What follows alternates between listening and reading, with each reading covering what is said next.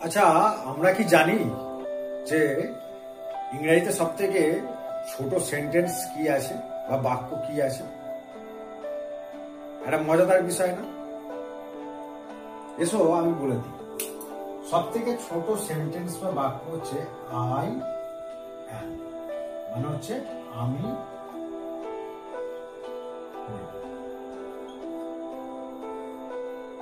কিছু কিছু ক্ষেত্রে গো, রান এই সমস্ত লেখে, সেখানে কিন্তু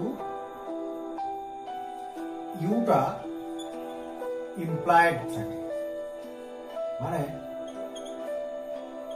ইউটা এর মধ্যে ইনবিল্ট ধরে নেওয়া হয় যে ইউ এখানে প্রেজেন্ট আছে, কিন্তু এই আই অ্যাম এটা একদম ফুললি কমপ্লিট সেন্টেন্স। বোঝা গেল?